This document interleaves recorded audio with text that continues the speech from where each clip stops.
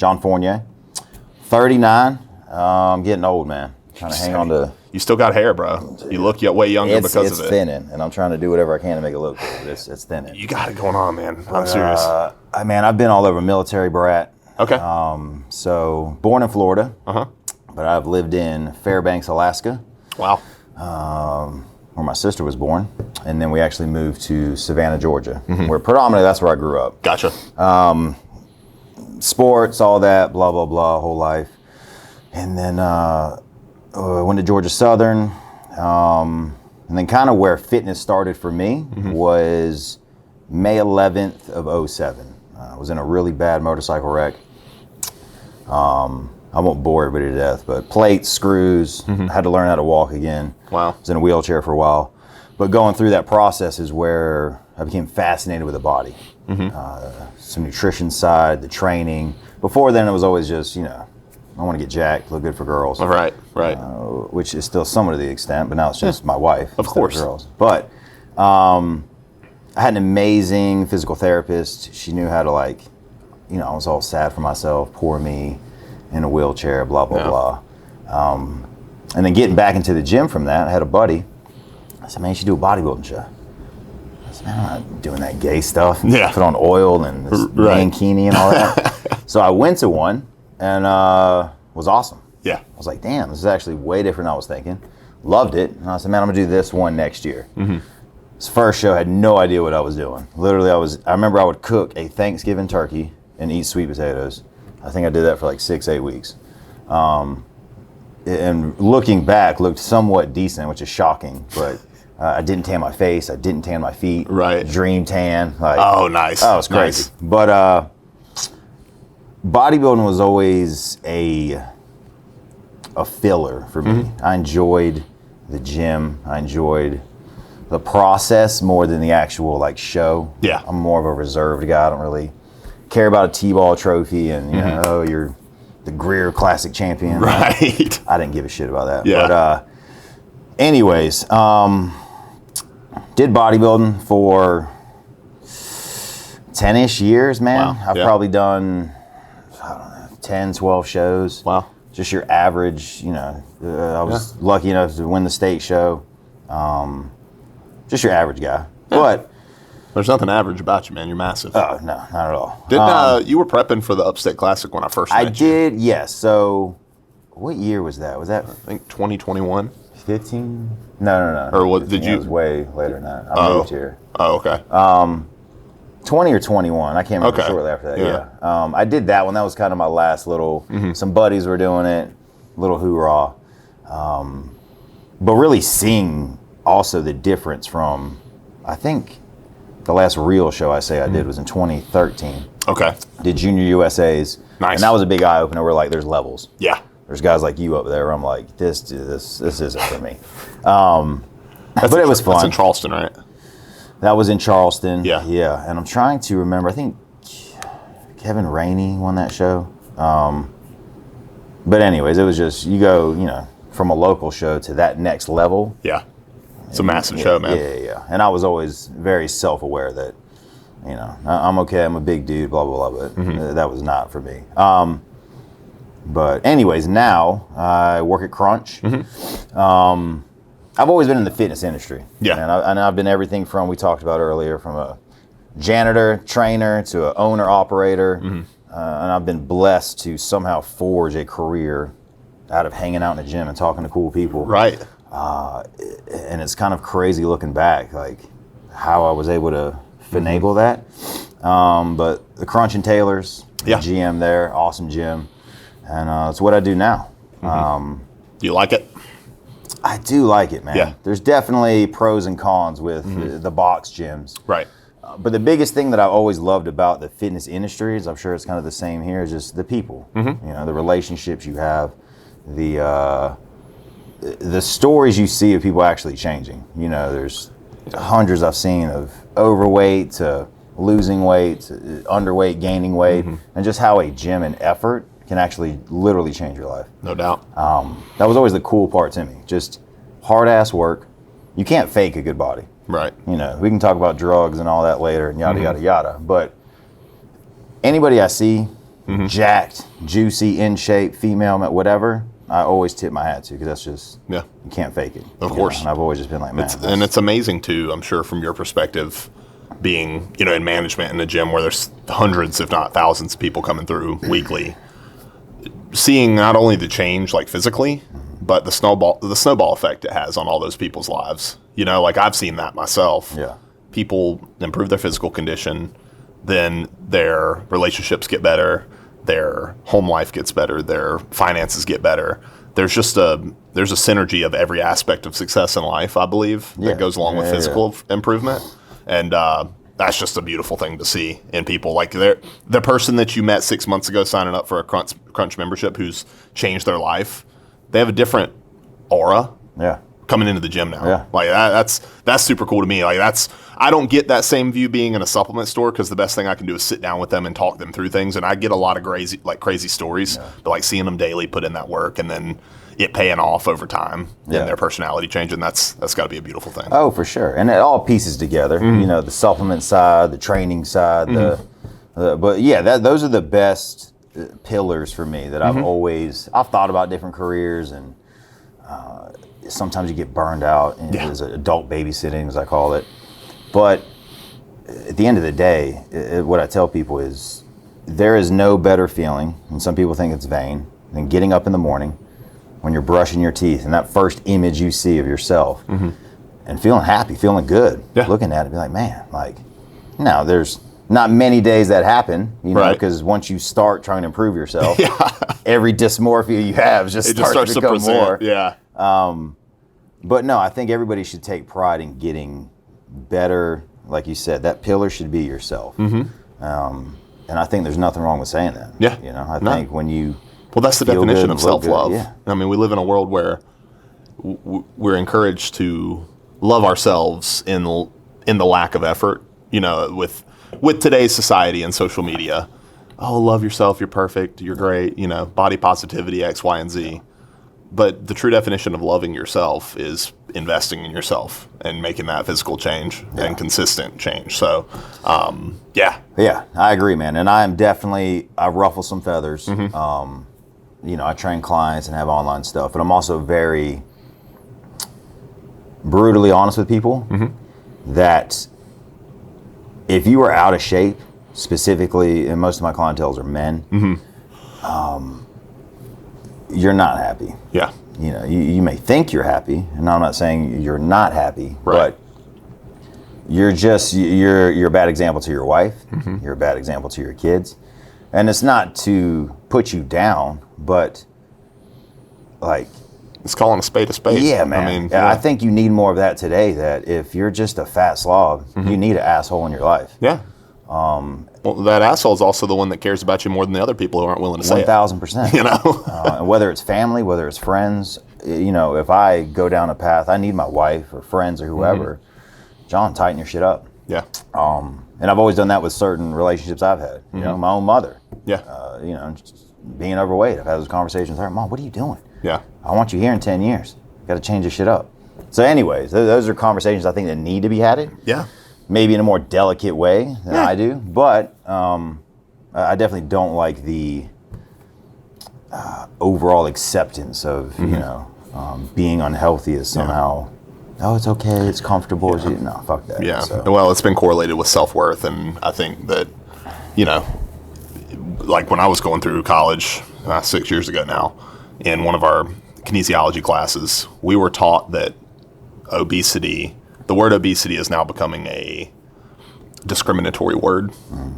You're not allowed to use it because it's shameful and judgmental, but it is what it is. Yeah. Like it's an objective truth. Yeah. But anyway, and all of that aside, as a gym manager, as somebody who's been in the fitness industry for over 15 years, but 18 years now? Yeah, probably 17, 18 when I was in there. That's impressive. Yeah. What do, most common pitfalls you see young adults making in the gym? I'm sure you have a lot of younger gentlemen and women who come in the gym. What is the one thing that they might be missing when they just start their fitness journey that you might be able to enlighten them on? Man, I think in just today's world, everybody is click of the button. Yeah. They want it now. They want it easy. They want a magical supplement. They want to find out everything they can to take out hard work. Yeah. And fitness and getting healthy, it's fucked up, man, because you get a lot of results in the beginning if you stick with it. Yeah. But then you're gonna hit a plateau, you know. And there's not a certain day that I can tell people, hey, this is when you're gonna lose 20 pounds, Right. or this is when this is gonna happen. It's just showing up every single day and knowing you're not gonna see the results instantly. And in today's world, that's crushes people. Right. But what's the alternative? Well, you know, I mean, what's to fat, say? unhealthy. I mean, these kids, they're used to this though.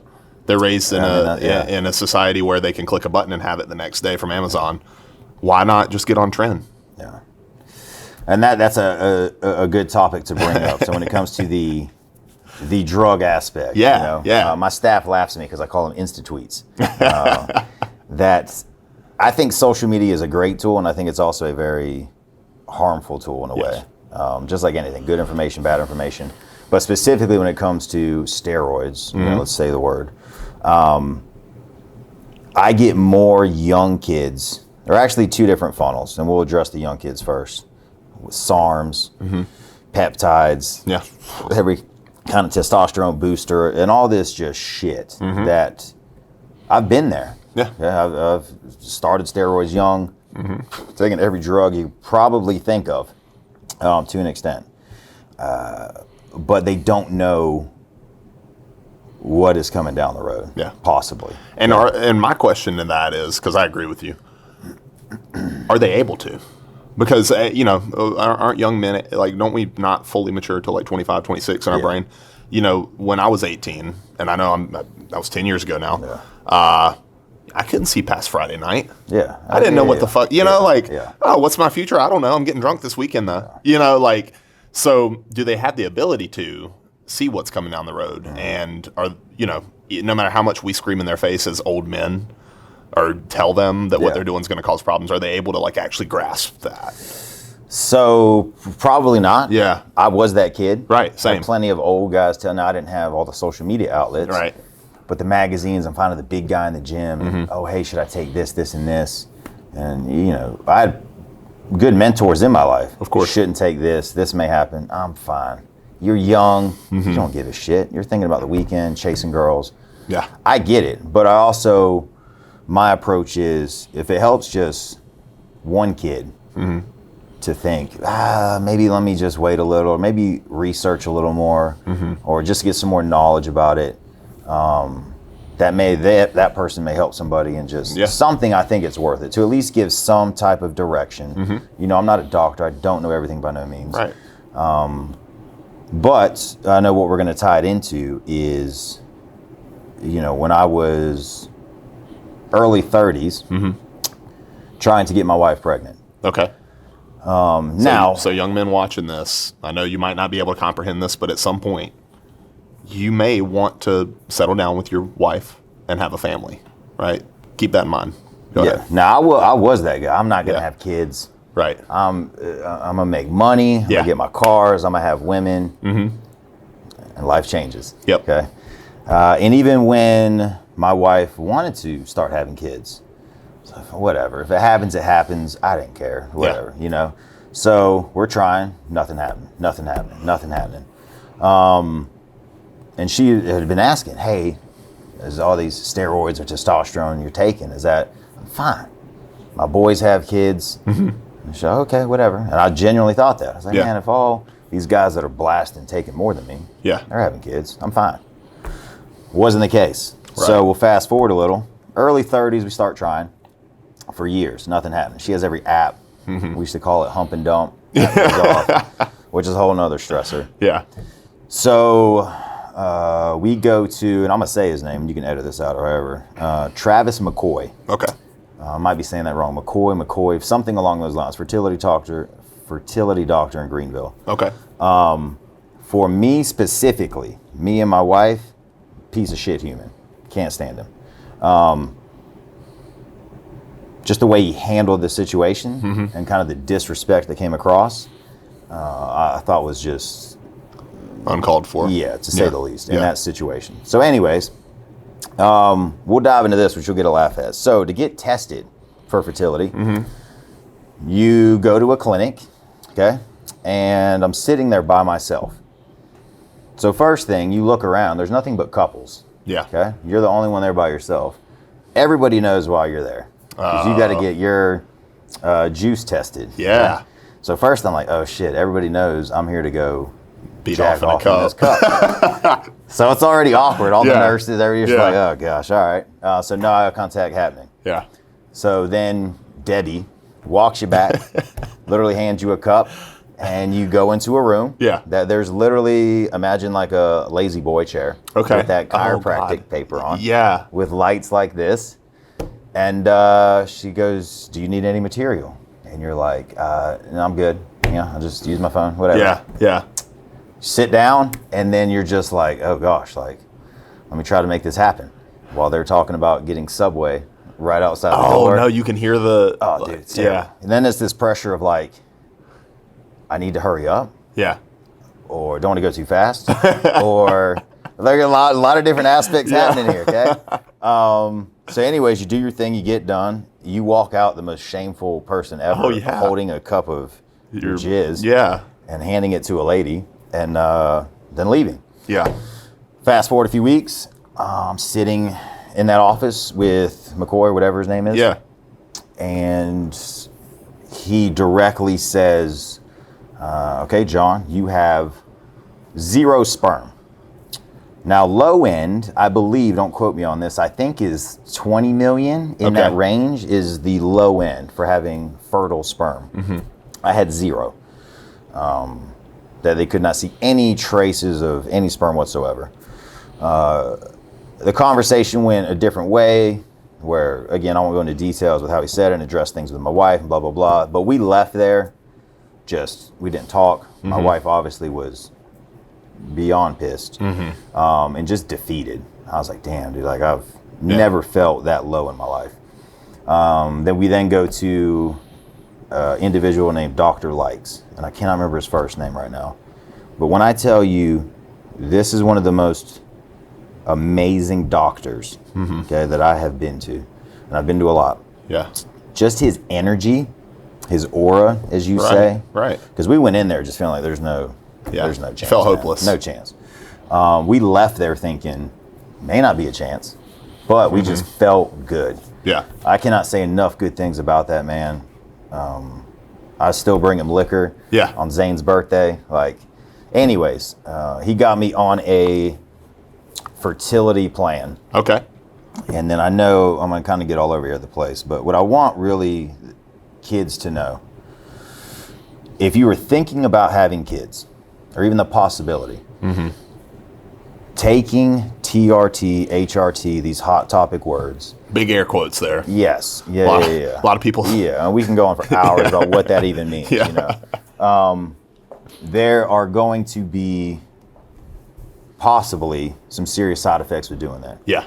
So when you take testosterone, okay, I don't care what 200, 250, whatever this is, you're pretty much telling your body, and I'll let you do the nerd stuff with the pituitary and LSH, FSH, but essentially you're telling yourself, nuts, light switch off, I don't need to produce sperm or your FSH. It's all a downstream effect. Yes, there's a lot of tentacles with it. So essentially after that meeting with Dr. Likes, he put me on HCG, 5,000 IUs a week, and Clomid, 50 milligrams every day. Gotcha. This was literally my birthday, September 29th, when I started. And I went cold turkey off of testosterone. And I know I gave you blood work, which by all means you can show or pop up or whatever. Because I think I was alligator sign over 1,500. Right. Just rolling. And I was taking, I say 250 a week. Sometimes it would be 400. Yeah. Not to mention that a lot of UGLs are overdosed rather than underdosed. Exactly. That's one thing I've learned, at least. Yeah, I wasn't, I would say, crazy with it, but I was definitely, I'm always that 250, 500-ish for years. Yeah. If I came off, it was maybe for a month. Yeah. See blood work, I'm in my parameters. Yeah. Back on. But anyway, so cold turkey, start the fertility protocol. And I think on the blood work, I think I went from over 1,500 in 12 days. I was at low 4s. Wow. And I'm sure, like Clomid and like the whole aspect of just that while still trying to have sex with an app and a timer, it was rough. Yeah. It was very rough. Now, that was September. I retested in December and had 2 million-ish. Okay. So it picked up some. And then blessed, sometime she got pregnant in February. Wow. There's always that 2-week weird window, however. So the big thing is just when you're young and in your 20s, like you said, you don't care. You're not thinking about having kids or anything like that. But they're any drug, testosterone, SARMs, whatever. There's side effects of it. So I think just having a knowledgeable source to at least go to and know, okay, these could be a possibility, and then at least somewhat educate yourself and just get blood work done. Yeah. I think at least having numbers don't lie. That's why I like blood work. I like seeing things because it is what it is. It doesn't care about you. It's facts. Facts don't care about feelings, right? Exactly. Yeah. So these kids that are out there, whether it's, I'm sure you have a bunch, private MD labs or people you partner with or whoever, just places you can go to that you don't even have to talk to a doctor.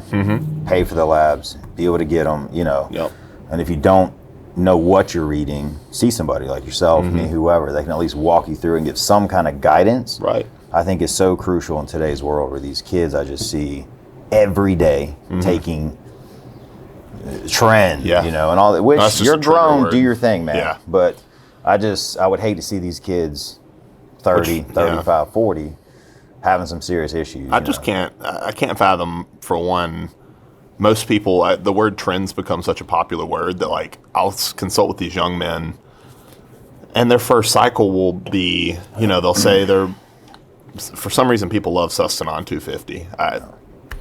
Whatever. 4 esters, do your thing. They'll do their 500 Sustanon and then they're like 300 tren a week. What do you think? Yeah. I'm like, bro, this is your first time ever doing this and you're wanting to go straight for the God drug? Yeah. Like the liver killer, kidney killer, heart killer drug? Really? Like, what's it worth to you? My whole thing is, yes, for one, think about your future. But for two, what is taking these next steps going to bring back to you? Yeah. If it's not food, finances, or fucking, like, why? Yeah. Why are you doing it? Yeah. Is it for vanity? Is it to make yourself feel better about an insecurity you have? I don't know. I've switched over to this point in my life now where I don't see a point in doing something that does not benefit my family or me financially, because I ultimately I'm taking more of a risk by continuing to do these things in high doses and abuse myself because I'm not going to be here when my daughter graduates high school, or whatever it may be. Yeah. But that whole ramble aside, one thing I wanted to put out there too, just because it's a pill doesn't mean it's safe. Yeah. And SARMs have gotten so popular because, it's a pill. It's a supplement. It's this cute little blue pill. Well, what does something have to do when you take a pill?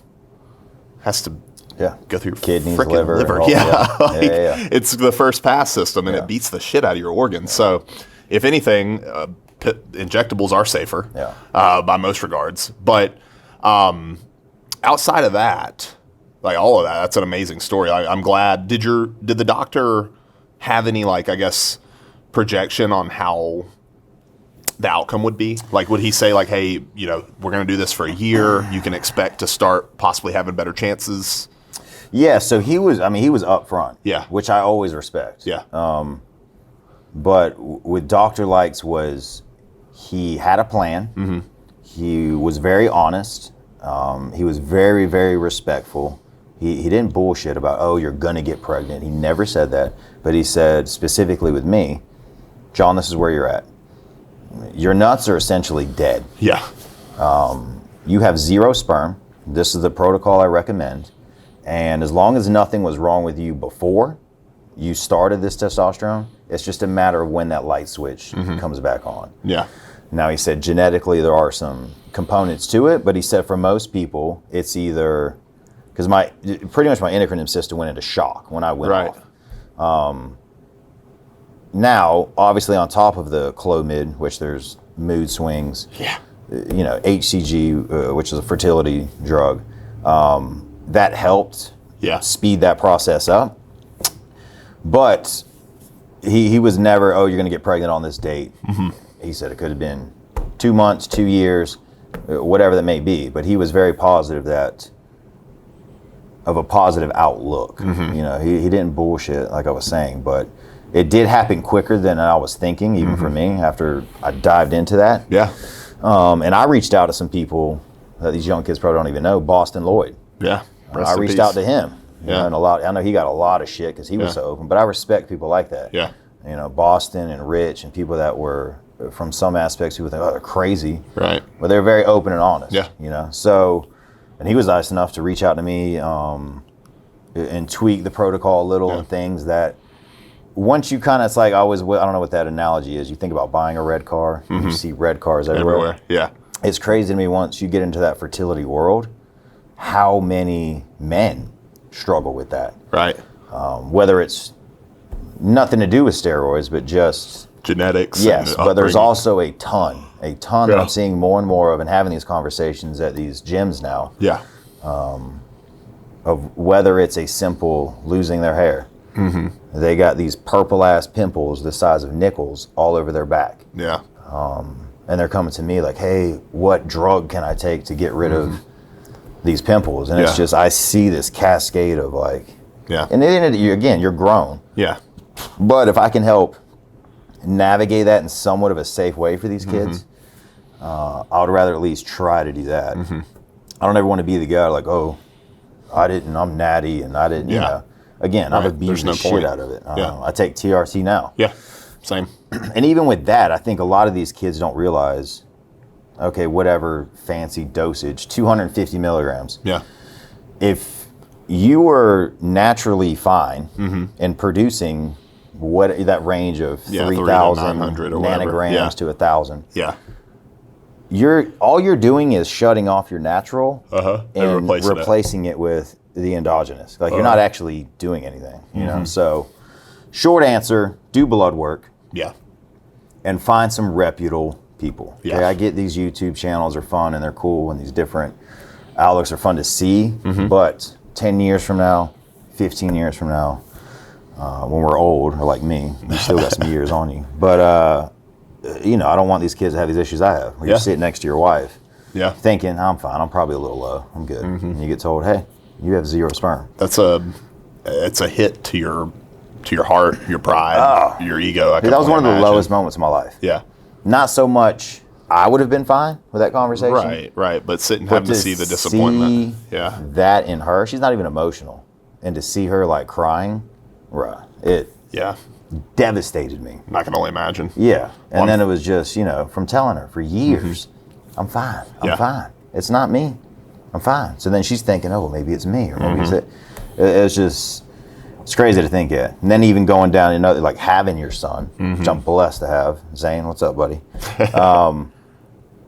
Thinking like, oh man, like I wouldn't change anything, but you could have had it earlier and have more time. Right. With, you know, stuff like that where it's just, is me, I always try to, like, I'm talking to these young kids. Some of them 17, 18, they're barely driving. Yeah.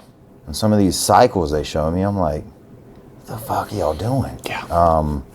But yeah, anyways, it's ridiculous. Man, kinda, oh, what's his name? Sam Sulek has been an inspirational piece, but also probably not the best influence on kids who are around his age. Yeah, and I don't know much about him. I love the kid, man. I love his training video because it reminds me of me. Yeah. You know, just he's badass, he's hardcore, he's honest, but his representation to the younger community, you know, especially because he is as big as he is. Yeah, and I think some of it is just you know, you can't save the world. Yeah, you can't, you know. That's true. So from his point of view, it's not his responsibility essentially to help these kids. Yeah, he's not a chaplain for. And I've battled with that too. You know, when I was younger, like around your age, and I'd have these kids like, hey, should I take this? Are you natty? Do you take? It was always that weird like, do I tell them or do I not? But in my mind, I'm like, they're gonna do it. Yeah, that's always the way I've seen it. So I'd at least try to. Yeah. Again, help navigate that process as safe as I can, instead of just blatantly like, oh, I just eat duck eggs and you know, drink raw, whatever stupid shit, you know. So open up tuna cans and eat raw eggs, man. Yeah, exactly. So yeah, that's been always my perspective. Well, anything else you want to leave for the So I do, viewers? yes. So I put up a little Q&A on my Instagram, and we had some questions for you. Sweet. I am all for them, man. All right. All right, so best grilled cheese or best PBJ? Oh. You got to pick one. So you get the best grilled cheese or the best PBJ. Am I supposed to name who makes the best No, or just which one? I'll slide you 2 plates now. Probably the best grilled cheese, dude. That's fair. I don't know, man. I mean, I don't know. I can get a damn good PB&J anytime I open up my pantry. You a grape jelly? I like strawberry jelly. But I like both. I'll eat them. Yeah. Like, I'm not a picky guy. But you give me a really good buttered up. Good grilled cheese. Like, butter the bread first. Yeah. Put it in the griddle. Have multiple types of cheese in that thing. Ooh, multiple. Yeah, bro. Oh, listen. Tell me you're rich. Don't tell me you're rich. Listen. You got some provolone, some Swiss, some whatever other types. But I'd take that with a bowl of tomato soup. Any day. Bougie. Hey, all right. I'm telling you, man. Hey, now it's Campbell's, right? We're 99 cents a can, but. All right. Shout out to Sam here. He asked this one. Any passions outside of fitness? Ooh, yeah. I would say business just because I'm enthralled in it and I love the day-to-day of making connections and talking with people and shaking hands and just getting to know my community. Like I told you before we started this, I want to go out. I don't want to go out as the 100 store owner. I want to go out who's somebody who's left an impact in my community to a lot of people. So I love business. Graphic design is a huge side passion of mine. I love doing art, like on my computer. I do all the design work for. Where'd that stem from? This, actually. Oh, really? Yeah, so the same thing with video. Videography and graphic design are like side passions of mine because they sparked from making content for my company. Okay. I started out with an iPhone 8 at my Spartanburg store, holding the phone like this, recording it with a selfie. That's like me now. Yeah, well, hey, but it started somewhere. I had no customers, right? Nobody was coming in. I had nothing better to do with my time other than make goofy videos. Yeah. Like, I could show you the skits from 5 years ago. They were made with iMovie, like god-awful, but I loved them. Yeah. And I still love them. I love it. Yeah. And then that's how graphic design kind of picked up. It started from a hatred of having to go through shirt companies and constantly get them to redesign my vision for me or print shirts or, hey, I want this shirt made, make this many. I spend $3,000 on a shirt run and then we don't sell any of it. So I wanted to start making my own apparel. And so we print now in both stores. And that's where the design thing came in. I'm like, I need to teach myself this to become good at it. And so now I design all of our pre-workout labels. I do other supplement companies' labels. Yeah. And then the entire United States Powerlifting Association. I'm their Southeast graphic designer. So like all the events, all the meets you see. Yeah, it's a side thing. It's not paid. It's really just a work trade for sponsorship. So TNS has the main sponsorship for all of their meets, but I get the opportunity to make some cool designs for it. So I love that stuff, man. I'm a huge computer nerd. Like I'm a big guy, but like you get me behind closed doors, it's all computer and science and technology stuff. I'm just a dweeb. So I love it. Mount Rushmore of supplements. Okay. Mount Rushmore, as in like. So there's 4? I sound like an idiot. Well, yeah. There are 4 presidents? I think so. I've been there before and I don't know. Have you? I can't even name them. Yeah. I know George Washington's one of them. I'm going to go with Jefferson. I feel like that's a strong guess. No, we just sound dumb now. Yeah, so like I guess name the 4 iconic. Give me just your top 4 supplements. If you had to pick 4 for the rest of your life. Okay. Whey protein, just because I never know when I'm going to not hit my protein goals from food. It's convenient. Creatine monohydrate, very researched, very beneficial, not just for physical performance, but for anti-depression, preventing Alzheimer's decline, helping with post-surgery rehabilitation. There's data coming out on that almost like monthly at this point for people who are post-surgery. So both of those 2, vitamin D and K. 80% of Americans lack, vitamin D, and vitamin K2 or MK7 is a very, very beneficial cofactor to put along with that because it facilitates coagulation of blood cells. So when we're taking high amounts of vitamin D, which is a hormone, it can lead to, just like us on TRT, it can potentially lead to calcification or stiffening of your artery walls. Vitamin K prevents that. So those two come together. Will that help lower your CAC score? I couldn't tell you. Yeah. As far as your cardiovascular. Well, I had a client that did a calcium artery. Okay. I can't remember what the last C part is. Like a score. They do a. They scope you? No, they do. It's literally like an X-ray. Okay. And they see the calcium in your arteries. Yes. So that's what the high doses of MK7 can help alleviate. Yeah, and that's what the doctor said. I don't know what the truth behind that.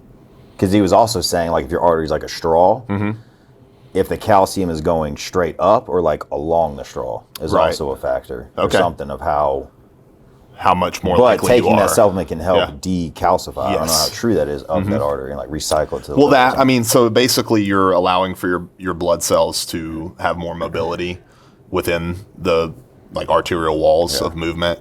Also, I mean, if you're somebody who is on TRT, you should be donating blood and taking things to keep your blood more viscous, like, baby aspirin, things that obviously come along with that. Yeah. But I consider vitamin D and K one supplement. I tend to sell it as one product. Okay. We have them independently. K1, not K2. MK7, K2. K2, Yeah, gotcha. yeah. Okay, yeah. So I recommend that as one thing. And then my fourth would be magnesium, man. Oh, really? Okay. I take magnesium very regularly. Yeah. That's such a common deficiency that Americans deal with too. That's another one of those where 4 out of 5 young adults have deficiencies in magnesium. You increase those magnesium stores, your sleep quality goes up, your muscular contractile force improves, recovery improves, growth hormone goes up. So I take mine in the form of ZMA. Yeah. Not that anything special about ZMA, it's just zinc, magnesium, and vitamin B6, but that's just how I consume mine. So that'd be the 4. Notice I didn't say testosterone booster or pre-workout. I'm thinking more DNP. health. Yeah, What, fertilizer for the soul? Shit. That'll kill you. All right, we'll do 2 more. Okay. Let's 5 exercises for the rest of your life. Well, I'm going to say I'm a barbell trainee, like traditionally. I'm a barbell guy. Deadlifts. I already know you're saying that. Deadlift. Standing shoulder press. Overhead press. I bet I can guess all your squat. I'd say, front squat predominantly. Yeah, front squat. I got to get my mobility back, but front squat to me, I'm so much more. Are you right now a zombie squat? So I've been taking my straps, my leather straps. Oh yes, and putting them on the bar to hold right there. But I also just let go of those sometimes and just keep my arms out straight. So that's a zombie squat. Okay. But I need my mobility back. And the way I see it is, if I'm deadlifting, not to drag this out, I'm training the posterior chain. Very true. I need something to anteriorly load me to basically benefit that overhead press strength capacity. Because the way I see it, I'm either going to have to fight or run against, I'm probably not going to run. I don't last long. So yeah, dude, I'm done. Yeah. I'm going to have to turn and face you. Zombie apocalypse happens. I'm the one that's running to the zombies to get it over with. Like, I don't want to live in a bunker eating green beans. Exactly. Just eat me. Get this shit over with. So what was that? That was 1, 2, 3. So we had squat, deadlift, or front squat, deadlift, overhead standing press. barbell press. I would like to say pull-ups or weight-assisted pull-ups. I like it. Pull-ups, that's legit. That's something I can do without a gym too. If I'm in the wild, fighting those zombies. And then, I don't know, I want to say like a split squat or a lunge, some kind of unilateral movement. For me, I was going to say like bent over row, but that's already getting worked with the deadlifts, kind of, that hip extension. I'm thinking when that question's asked, because it's been asked me before, I'm like, functional exercises that I would need to be doing to stay alive or like you're movable. Going deep. Yeah. Well, I just go straight, bro. I don't know. Well, I'm just thinking because if I only had 5 exercises to do, there's a chance that somebody's holding me at gunpoint or I am in a bad situation. Isn't that bad? Our brain goes to that nowadays. Yeah. Like when you ask a question like that, it's like end of the world type shit. Yeah. Like, we're on the brink of it, depending on who you ask. Kidding. Give it a few more months. Yeah, I know. All right. I lied. We're going to do 2 more. Okay. I like this one. We'll start with this. I feel like I should be asking you these questions, man. You're the interviewee here. I know, we're switching it up. All right. Go to Pop-Tart flavor. Oh, boy. You open the cabinet. And what do I want? It's like 10:30 at night. You're going to hate me for saying this. No. Well, maybe. If you say something like sprinkled birthday cake or something, yes. No, I was just going to say the OG. Because I think you're an OG. The OG cinnamon, dude. I like the cinnamon ones, man. I agree with you, Yeah. except I like, you remember the cheap it's not the fancy Pop-Tarts. Okay, I grew up pretty poor. But like the other wrappers that were kind of tough, they were in the brown wrapping paper. No. Were those the like knockoff Again, ones? you're bougie. No, The bro. Tomato soup. Hey, listen, hear me out. Tomato soup's 99¢, bro. I mean, that's fair. Campbell's, but all that Somebody I remember, out there will know what I'm talking about. those cheap ass like not microwavable bags. It's like the cereal. It wasn't like the mid shelf. It was that low shelf Pop-Tarts. Oh, okay.